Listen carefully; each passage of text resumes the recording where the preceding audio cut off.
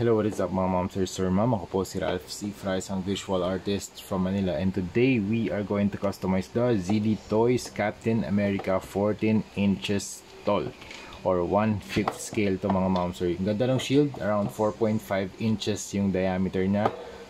Yan. Tapos ito yung likod, ito yung harap, ito yung side, and ito yung kabilang side. Laki niya, grabe. Yan. Ito yung size comparison niya with the 7 inches tall na Captain America from ZD Toys din. Alright, first step, tanggalin muna natin yung shield and imamask natin. Hindi na muna natin mamask. Mag-spray muna tayo ng flat clear, Bosney flat clear. Wait lang, punin ko lang. Okay, bago pala yon, ito muna yung gagamitin natin, rotary tool, para makapaglagay tayo ng battle damage dito sa kanyang shield. Okay, lagyan natin ng bullet damage. Okay, o kaya ng scratch damage. Number 5 na agad tayo para malakas. Okay, una bullet damage. Teka pala. Lagyan muna natin siya ng guidelines kung saan natin siya pwedeng lagyan ng mga bullet marks. Pwede tayong gumamit ng marker. So ito here, like that. Dito, talsik. Okay. Ayan. Okay, maybe something like that. Okay, tara gawin na natin. Butasan muna natin dito.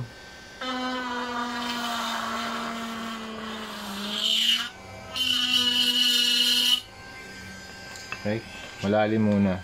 Laliman muna natin.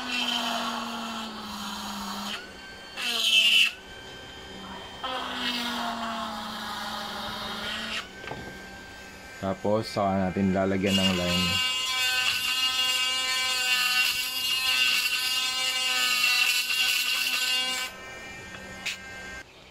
Okay, now, tapos na yung battle damage. As in, physical damage to mga monster. Tapos, gagamit na tayo ng Bosney Flat Clear number 191. So, what Bosney does is, nag-add siya ng adhesive layer para lahat ng paints na i-apply natin dun sa surface, kakapit siya. Yan. So, ito na yung magiging base color natin. Kailangan lang natin gamitin yung flat clear para makapag-add ng yun nga, adhesive layer, so that paints na we are going to spread or any i-spread dito sa surface, kahit anong method pa yan, kahit base coat, dry brush, glazing, washes, kakapit na siya dito sa mga surface ng ano natin, ng action figure or accessories. Alright, tapos na tayo mag-apply ng spray paint na Bosney Flat Clear, and yung next na step na ginawa natin, nag-apply tayo ng masking sa kanyang face at saka dito sa kanyang hands. The next step, gamit na tayo ng airbrush. So, yung airbrush paint mix ratio natin, 60% paint. So, ito yung 100% na, ito yung cup with your paint and auxiliaries. 60% paint, 30% reducer. Yung reducer ang ginagawa niya, nag-thin siya ng paints para mas maganda yung buga ng airbrush. Tapos, ng paint sa airbrush. Tapos yung 10% natin, flow improver, dinedecrease niya yung clogging ng airbrush itself. So, ito yung mga auxiliaries from Hero Paints. Yan, airbrush flow improver and airbrush reducer. Tapos, for cleaning naman, ito yung ginagamit ko. Airbrush cleaner din from Hero Paints din pala. So, strips water-based primers and paints, alcohol, acrylic, lacquer, and enamel. Yan. Tapos ito yung airbrush na gagamitin natin. Okay game, resume na tayo dito sa Captain America 14-inch custom natin. Nag-apply na rin ako ng mask sa kanyang eyes and ears and the skin para hindi natin maadaanan ng spray paint. So, nakahanda na rin yung spray paint natin. So, ito ulit yung ating paint mix ratio. 60% paint, 30% reducer, 10% flow improver. Ito yung shield nya. Simulan natin sa shield. Ito na yung airbrush ko, nakahanda na. Testing, okay. Okay, simulan natin dun sa mga damages. Okay. Mas dark dun sa epicenter ng damage. And then, as we go outside, mas light na siya.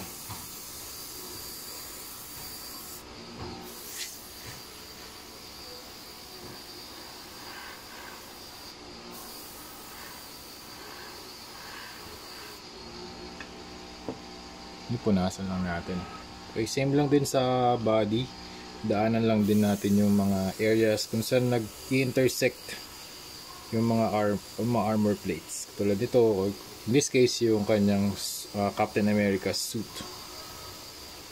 Or kung saan mas dark yung shading or yung clothes. Yan.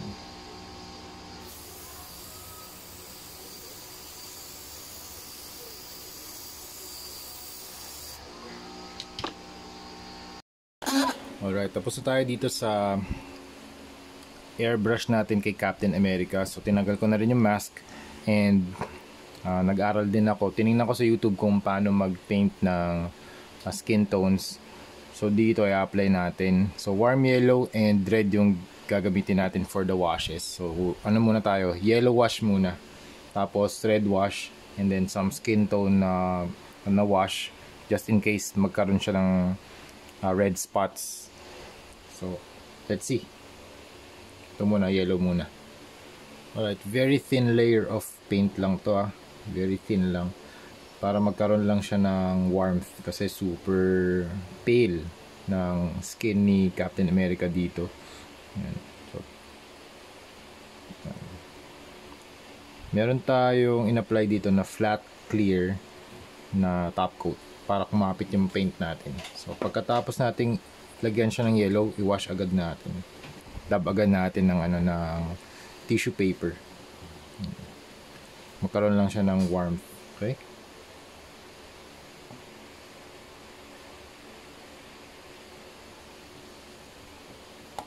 Alright. Alright, dahil na tayo mag-tint ng yellow. The next step naman, warm red naman yung gagamitin natin. Okay, same thing lang. Same lang. Wash lang natin around the area. Ayan. Okay, tapos wipe agad natin ang tissue paper. Okay. So, since battle damage naman to, hindi natin kailangan maging well, yung skin naman kasi in reality may mga imperfections naman yan. Hindi naman siya super perfect talaga na super smooth na skin. That's why yung ibang mga painters naglalagay ng mga speckles, ng mga dots, ng small dots just to represent that kind of imperfection. That makes it more interesting, diba? Kaysa dun sa super smooth na skin na para talaga siyang wax museum. Well, based on my preference yun, mga mamsera. Kung gusto niyo super smooth skin like pearl finish, pwede yun, lalo na sa mga girls. Napakaganda nun.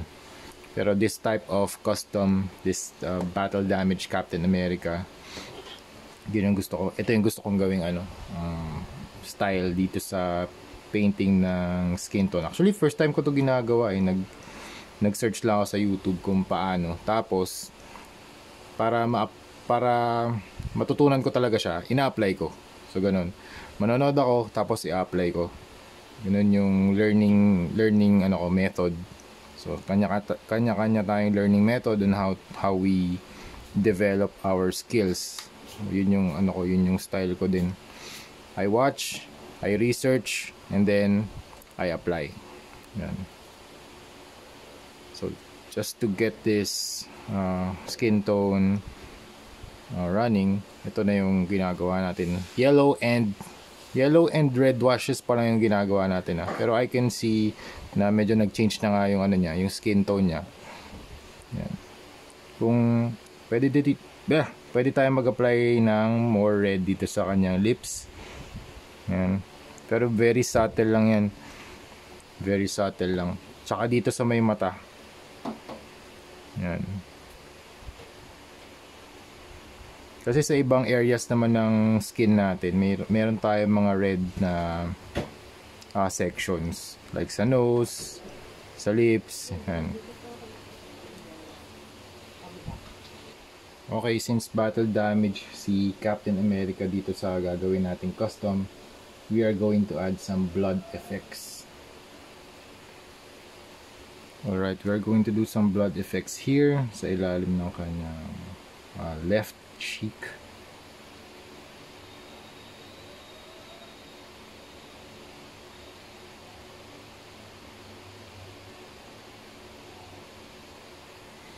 And dito sa kanyang right part ng lip. Okay, for the blue parts, ito yung mga gagamitin natin for dry brushing. Cobalt blue and Capri blue. First, cobalt blue muna. Okay, try natin dito sa kanyang uniform. Okay, balik lang natin yung konting brightness ng kanyang suit. Okay, some blue. Okay.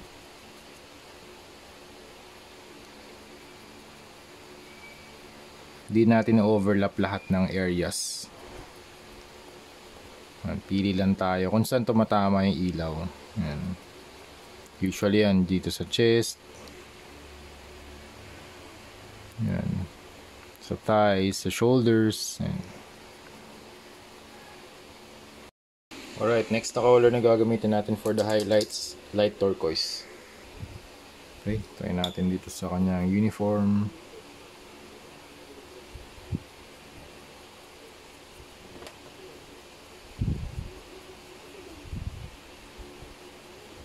Okay.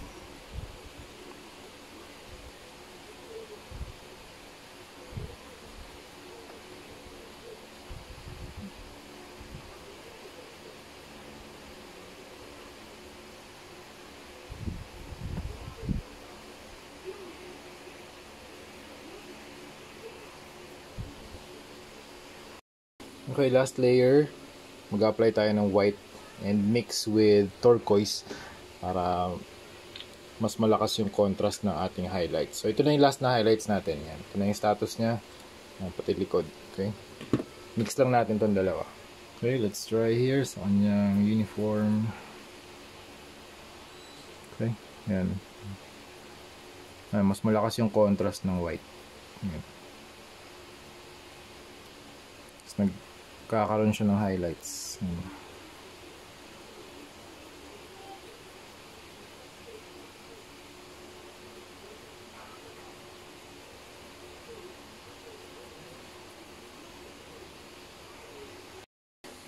Okay, next, dito naman tayo sa shield ni Captain America.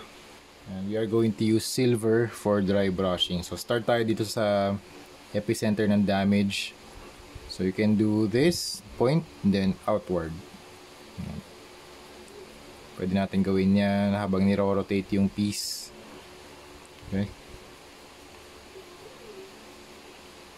Para magmukha talaga siyang metal din.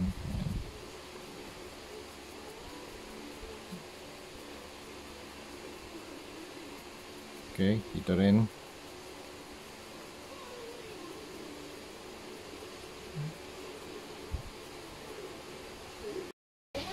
Okay, tapos na tayo sa ating Project Captain America na Battle Damage Custom. So, binattle damage natin yung shield. Gumamit din tayo ng airbrush for this project para magkaroon ng mga black na spray or color, splashes of dirt or weathering. Yan, dito sa kanyang mga corners, sa mga sa strap, sa belt, sa gloves, dito sa kanyang stomach section, sa chest, sa star, para magkaroon ng black na hue or mas dark na shade dun sa suit niya para mas mukha siyang weathered. Yan, ito yung front of the figure. Yan, hawakan naman yan. Wala namang nagbago sa articulation, ganun pa din. Na-articulate naman siya. So, pwede ma-articulate yung head, itong arms, itong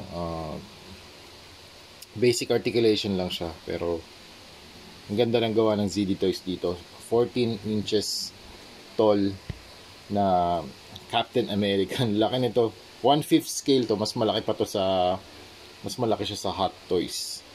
So, yun. Tapos, first time ko din mag-try ng skin tone. Naglagay tayo ng yellow wash and red wash over the flesh tone para magmukhang ganito. Ayan. May mga reddish tones dun sa ears, sa eyes, sa nose, sa ilalim ng nose, sa lips. At tapos naglagay na din tayo ng blood effects dun sa kanyang cheeks and sa kanyang right side ng lips. Okay? That's it mga ma'am sir. Thank you very much for watching and see you sa next video. Bye-bye. Ito na yung maglalagay na lang ako ng photos at the end of the video tutorial. So yun. Thank you very much for watching and see you sa next video. Bye-bye.